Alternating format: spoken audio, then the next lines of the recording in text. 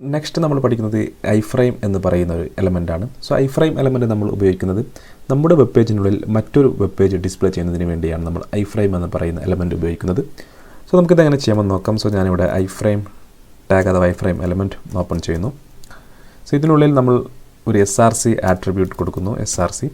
So ഈ ഒരു double കോട്ടിനുള്ളിൽ നമ്മൾ നമ്മുടെ വെബ് പേജ് ഏത് വെബ് പേജാണ് നമുക്ക് ഡിസ്പ്ലേ ചെയ്യേണ്ടത് അതിൻ്റെ URL കൊടുക്കുക. സോ ഉദാഹരണത്തിന് ഞാനിവിടെ ഈ ഒരു നമ്മുടെ കോൺടാക്റ്റ് HTML എന്ന് പറയുന്ന ഈ ഒരു web page, this is contact S page എന്ന് പറയുന്ന ഈ ഒരു വെബ് പേജാണ് ഞാനിപ്പോൾ ഇവിടെ ഡിസ്പ്ലേ ചെയ്യാൻ ഉദ്ദേശിക്കുന്നത്. സോ ഞാൻ അതിനുള്ളിൽ contact.html എന്ന് കൊടുക്കുന്നു.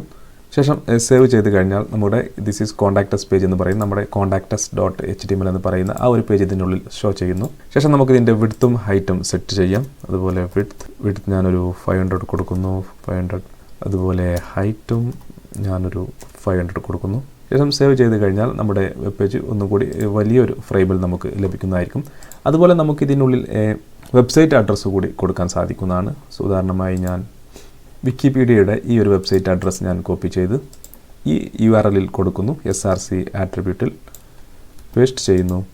ശേഷം നമുക്ക് സേവ് ചെയ്ത് നോക്കാം. സേവ് ചെയ്ത് കഴിഞ്ഞാൽ ആ ഒരു വിക്കിപീഡിയ പേജ് നമുക്ക് ഇതിനുള്ളിൽ ലഭ്യമാവുന്നതായിരിക്കും. നമ്മുടെ വെബ് പേജിനുള്ളിൽ ആ വിക്കിപീഡിയ പേജ് നമുക്ക് ലഭ്യമാവുന്നതായിരിക്കും. സോ നമുക്ക് സാധാരണ വിക്കിപീഡിയ പേജിൽ ചെയ്യുന്ന എല്ലാ കാര്യങ്ങളും നമ്മളിവിടെ സെർച്ച് ചെയ്ത് കഴിഞ്ഞാൽ ആ ഒരു റിസൾട്ട് നമുക്കിവിടെ റീഡ് ചെയ്യാൻ സാധിക്കുന്നതായിരിക്കും. സോ ഇതിൻ്റെ വിഡ്ത്ത് ഞാൻ 100% ആക്കി കഴിഞ്ഞാൽ നമുക്ക് നമ്മുടെ സ്ക്രീനിനനുസരിച്ചിട്ടുള്ള 100% സൈസ് ലഭിക്കുന്നതായിരിക്കും. സോ നമുക്ക് സേവ് ചെയ്യാം. സേവ് ചെയ്ത് കഴിഞ്ഞാൽ നിങ്ങൾക്കിവിടെ കാണാം നമ്മുടെ അതേ വിക്കിപീഡിയ പേജ് നമ്മുടെ വെബ് പേജിനുള്ളിൽ നമുക്ക് കൊണ്ടുവരാൻ സാധിക്കും.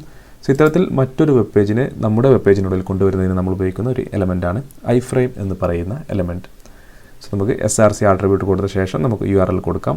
നമ്മുടെ ലോക്കൽ വെബ് പേജാണ് നമ്മൾ ഇതിൽ ഡിസ്പ്ലേ ചെയ്യേണ്ടതെങ്കിൽ ആ HTML പേജിൻ്റെ പേര് നമ്മൾ ഡയറക്റ്റ് ഇവിടെ കൊടുത്താൽ മതി.